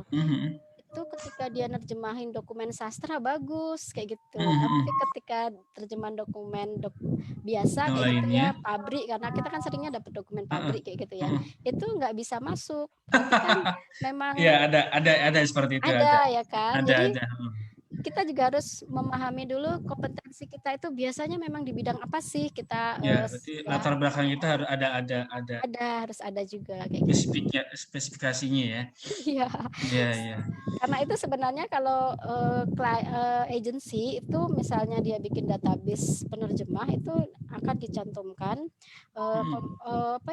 spesialisasi Anda di bidang apa kayak gitu. So akan dipilih sesuai yang dokumen, misalnya dokumen teknik ya jangan ngasih ke yang bagus di sastra kayak gitu. Iya, iya. Jadi membuktikannya bukan dengan nggak tersumpah kayak gitu ya. Kalau tersumpah pasti mereka lebih hati-hati, kemudian karena tahu konsekuensi hukumnya, kemudian pengalamannya juga pasti lebih banyak ya, karena kan kalau di Hasta Translation sendiri mostly kerjaannya itu memang yang tersumpah yang dicari. Jadi berapa persennya itu memang porsinya banyak yang tersumpah. Bahasa Inggris, Mandarin, bahasa Jepang itu banyak porsi yang tersumpah dokumennya. Saya nggak ingat berapa persennya kayak gitu. Tetapi banyak yang cari tersumpah sehingga para penerjemah tersumpah itu memang pengalamannya udah banyak. Artinya dia kemampuannya juga semakin tinggi kayak gitu. Iya, iya. Ya, itu jawaban dari narasumber kita, Yatisang. Jadi masih stay ya, tinggal dipelajari lagi aja deh ya. Oke, selanjutnya Yatisang. Alhamdulillah nih kita udah hampir mau waktunya udah time limit nih. Ya. Di sesi terakhir ini apa namanya? Boleh cerita dong mengenai bagaimana bisa gabung dengan komunitas ini. Oh iya. Iya, waktu itu saya juga awalnya nggak ingat persis gimana, tapi yang jelas Kang Jo ngajak saya untuk jadi pengurus Kijang. Kayak gitu. Jadi saya udah kenal dengan Kang Jo. Terus saya bersedia kayak gitu dan ya meeting dengan Kang Ali, dengan Teh Novi ya waktu itu di Kabayan. Ingat nggak Kang? Itu pertama kita ketemu kan. Terus kemudian Kijang lama-lama jadi ini ya punya banyak acara. Iya, berkembang banyak acara berkembang dan sekarang terakhir kan kalau saya di divisi edukasi kayak gitu ya bersama Teh Novi sama Trisam. Jadi ya tugasnya ya bikin acara kayak gitu untuk teman-teman Kijang. Oke. Kira-kira nih dari kan di Kijang sebagai tim kreatif dan juga di bagian edukasi ya. Jadi timnya adalah memberikan edukasi. Kira-kira aktivitas terdekat ada nggak nih yang akan dilakukan oleh tim edukasi Kijang ini? Kebetulan ada. Jadi waktu terdekat ini kita akan mengadakan Bengkyokai di rumah kita. Rumah kita namanya ya. Rumah kita itu adalah ruang penerjemah Kijang Hasta. Karena difasilitasi oleh Kijang dan Hasta Translation. Ya, kita akan share PPT-nya. Estisang Dozo. Jadi kalau Kijang itu kan memang kita inginnya berkembang bersama, bertumbuh bersama. Growing professionally by Kijang. Iya, betul. Jadi kita dalam rangka itu ya banyak acara yang kita ingin lakukan bersama teman-teman untuk meningkatkan kemampuan kita biar semakin profesional. Nah, kemudian untuk acara Bengkyokai ini, tadi seperti yang sudah saya sebut namanya adalah rumah kita, Bengkyokai. Rumah kita ya. Rumah kita. Ini Bengkyokai tapi kita santai aja kayak gitu. Maksudnya ya kita mengulang bagi yang sudah pernah mendapatkan, tapi bagi teman-teman kayak saya ya. Contohnya saya membuat acara ini karena mengambil contoh dari diri saya. Saya kan termasuk orang yang kecebur di dunia penerjemahan. Cemplung gitu. Nah, tinggal kita kecebur itu mau tenggelam atau mau mengapung atau belajar dan bisa berenang. Nah, kalau ingin belajar dan bisa berenang, kayak gitu ya. Ya kita harus belajar terus, tidak ada hentinya. Karena itu yang bisa bikin kita bertahan di dunia ini adalah tetap belajar, never ending learning. So, karena keterbatasan waktu, kita belajarnya tidak yang sangat spesifik, tetapi yang langsung mungkin cocok dengan praktek kayak gitu ya. Maksudnya yang berguna untuk praktek ya, banyak praktek nanti ya. Ada prakteknya. Jadi maksudnya cocok untuk kita pakai dalam penerjemahan kayak gitu. Jadi belajarnya nggak usah yang kayak di kuliahan detail sampai sejarah sampai apa, nggak usah. Tapi langsung ini loh yang kita butuhkan untuk praktek itu ini. Materinya nanti adalah yang pertama divisi penerjemahan. Penerjemahan itu apa sih kayak gitu. Jadi jangan cuma kita taunya menerjemahkan dari bahasa sumber ke bahasa sasaran, itu belum cukup. Itu enggak, fundamennya kita belum ketemu. Jadi kita harus menemukan fundamen kita dengan memahami definisi penerjemahan itu apa. Kita akan belajar mendefinisikan penerjemahan menurut diri kita sendiri, tetapi dengan belajar dari ahli kayak gitu. Iya, betul. Terus yang kedua, jenis-jenis penerjemahan. Ternyata penerjemahan itu ada jenis-jenisnya. Iya, ternyata. Kenapa saya tahu? Karena saya belajar ini semua juga gara-gara bikin acara ini, Bengkyokai. Kenapa saya bikin acara Bengkyokai? Karena teman-teman di kreatif semua itu sudah punya pegangan.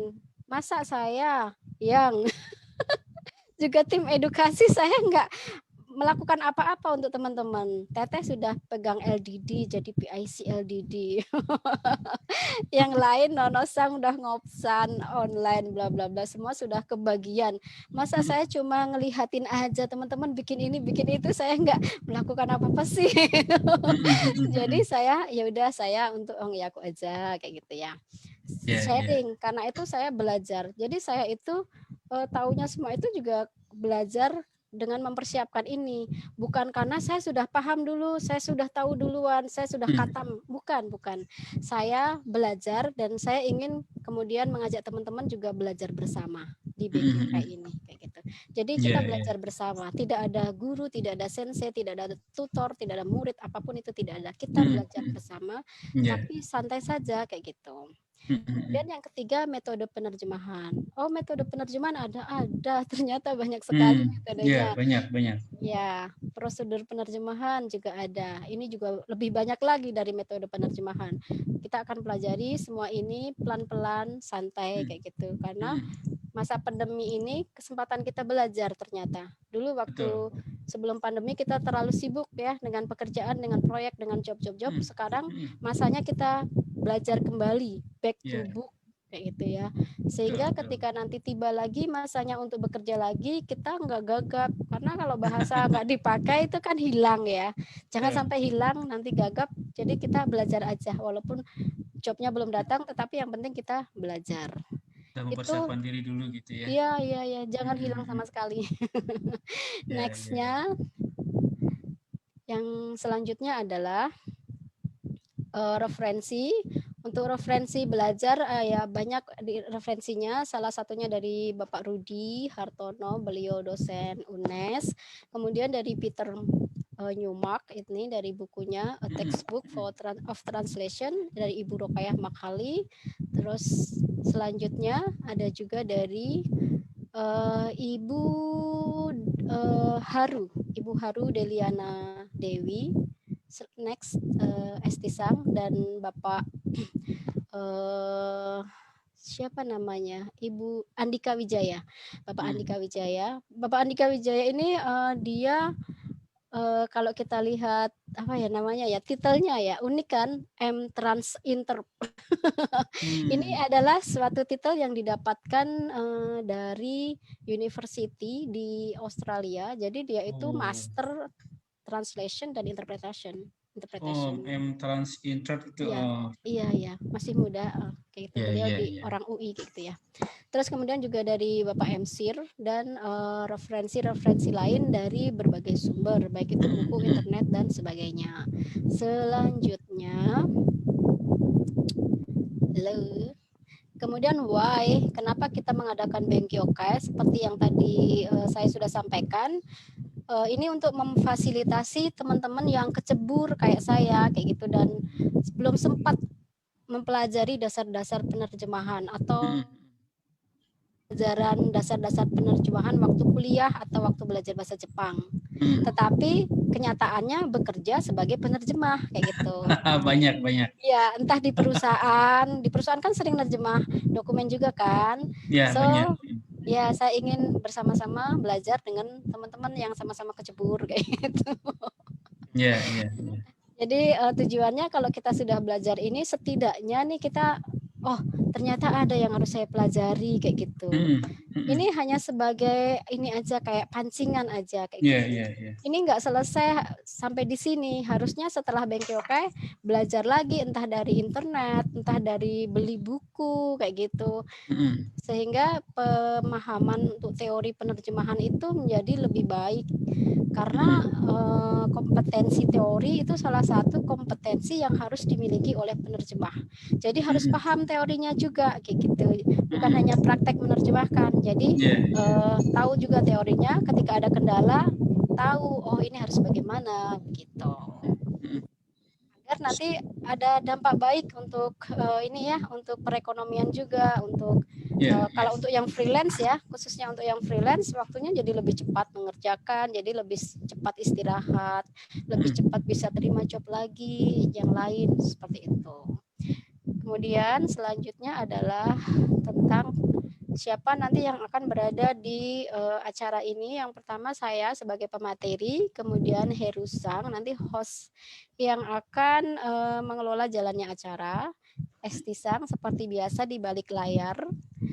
Bukan di balik layar, kalau ini nanti nggak di balik layar. Dia akan bersama-sama kita sebagai IT kayak gitu ya. Kemudian Herusang di registrasi, kemudian para peserta. Sebenarnya pesertanya pinginnya sih maksimal 30, tetapi maksimal 30 ya. Kalau idealnya sih 15, tetapi terjadi insiden.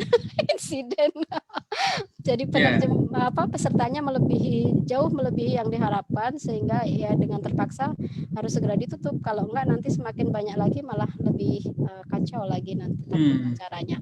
Kemudian Kijang Kreatif nanti juga akan ada kayak gitu sebagai evaluator dan memberikan saran apabila dibutuhkan.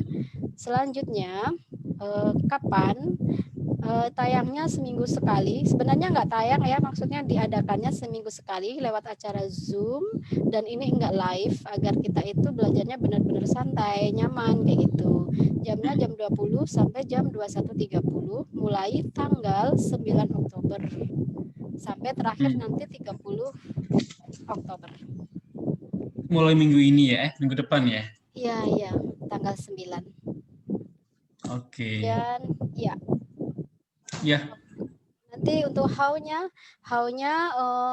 di H-7, jadi sebelum acara itu kami akan memberikan materi kepada para peserta. Dan materi ini diberikan lewat email. Semua komunikasi akan dilakukan by email. So teman-teman yang sudah mendaftar dan memberikan alamat emailnya, jangan lupa untuk H-7 itu cek emailnya, karena semua komunikasi tidak lewat WA tapi lewat email saja. Nanti materi ini silahkan dipelajari dulu. Kalau ada yang harus dikerjakan, ada PR, silahkan dikerjakan. Memang PR-nya tidak harus dikumpulkan, tetapi cukup dikerjakan saja, sehingga untuk waktu acara di Hombangnya di hari H itu semuanya akan berjalan lancar, on time, sesuai dengan waktunya. Karena kalau nggak dikerjain dulu, nanti akan tersendat acaranya, sehingga waktunya jadi lama. Kasihan untuk teman di waktu Indonesia bagian timur, nanti akan jadi kemalaman kayak gitu. Ya, itu untuk penjelasan acara kita yang paling dekat ya. Nah, setelah acara ini ya mohon doanya aja. Nanti kita akan bikin acara lagi yang lebih bisa dinikmati oleh banyak orang, lebih banyak orang lagi bersama, tanpa harus mendaftar dan lain-lain, karena kemarin juga kita memahami ada banyak peminat kecewaan ya, karena sudah ditutup pada pembukaan resminya belum terjadi. Baik, tak terasa waktu sudah mendekati time limit. Jadi bagi rekan IPAM yang sudah terdaftar di program rumah kita, sesi pembelajaran tentang penerjemahan, silakan ikuti arahan panitianya ya, supaya bisa selesai programnya. Oke, ada satu lagi ya Tisang, sebelum mengakhiri acara ini ada pertanyaan. Oh ya, baik. Sekilas back ke belakang, yaitu gimana ceritanya Mbak Yati dari operator inspeksi menjadi jubir orang Jepang atau freelance, penerjemah freelance. Ini pertanyaan dari tim kreatif juga sih. Oh, kalau itu sih ceritanya panjang. Panjang ya, nggak cukup ya. Panjang karena operator itu waktu saya pertama kali kerja tahun 1995. Jadi kira-kira generasi apa saya? Sedangkan 95 jadi ya. jubirnya Mister itu tahun 2006. Jadi saya sudah sebelum di pekerjaan saya yang pertama itu waktu saya jadi operator itu kantornya perusahaannya itu sudah tutup tahun 2011. Iya, iya. Sorry.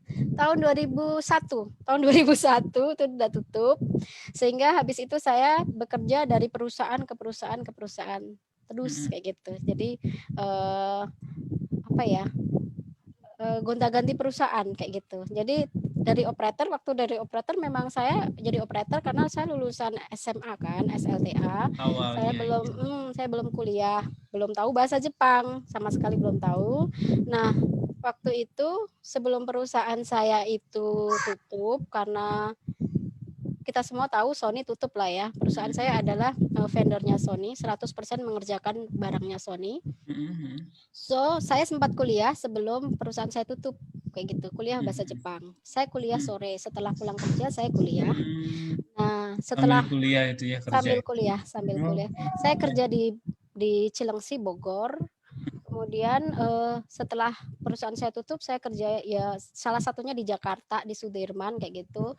Tapi kuliahnya di Bekasi, jadi saya muter Bogor, ya, Tangerang, Jakarta, Bekasi. Seperti itu.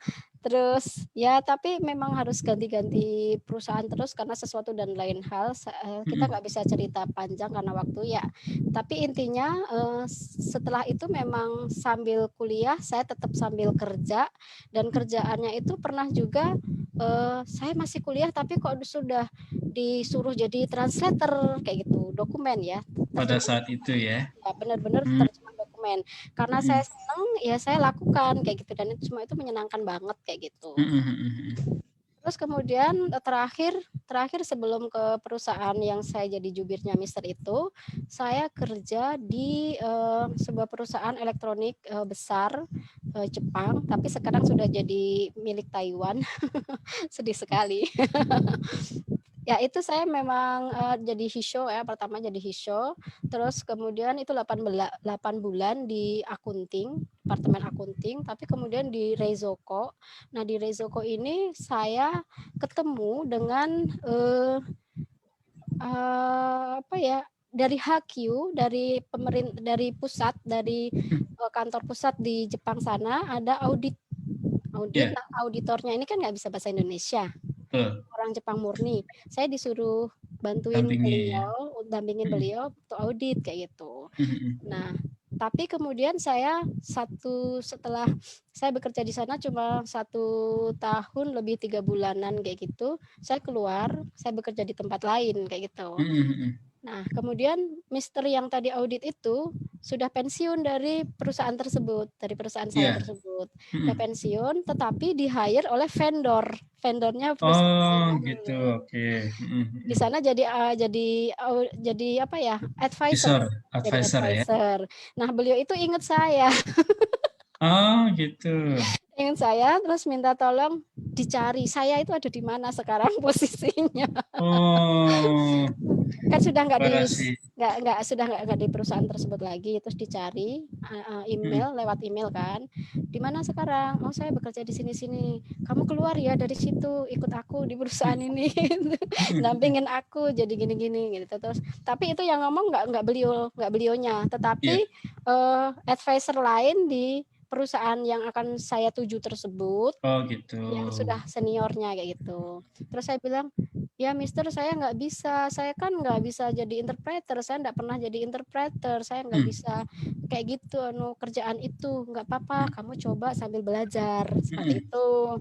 Terus kemudian ya udah, karena di tempat yang terakhir itu kontrak saya juga habis, jadinya saya kemudian bekerja di situ jadi jubirnya Mister itu. Tapi karena memang ya saya sudah mencoba, tapi memang betul-betul tidak sesuai dengan kepribadian saya yang waktu itu sangat introvert. Kalau sekarang mungkin nggak kelihatan ya, nggak terlalu kelihatan introvertnya. Nggak ada yang percaya kalau saya dulu introvert. Tapi ya begitu, dahulu begitu. So ya jadi begitu deh, dari operator ke itu tuh perjalanannya loncat. Subarasi. Ya, terima kasih banyak Yati Sang atas informasi dan sharingnya. Semoga sharing dari Yati Sang bisa bermanfaat ya buat KIPAM semuanya. Dan mungkin yang jelek dibuang.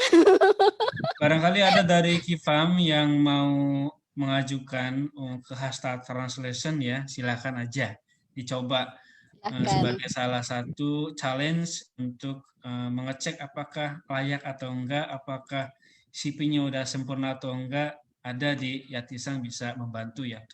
Boleh dibantu ya Yati Sang nanti kalau ada ya. Insya Allah. Sehubungan waktunya sudah habis, kami dari tim kreatif dan juga sebagai pembawa acara LDD hari ini mengucapkan mohon maaf apabila ada salah kata dan kata yang kurang berkenan, dan juga terima kasih banyak atas partisipasinya ikut gabung di acara ini. Semoga acara LDD berikutnya bisa tambah seru lagi ya. Amin. Hari ini seru kan acaranya ya teman-teman? Seru, kayaknya seru. Kenapa saya yang bilang seru ya? Saya sendiri yang seru berarti. Emang time fly ya, nggak terasa. Persiapan cukup lama, tapi ketika waktunya udah tiba kok cepet banget gitu ya. Iya ya.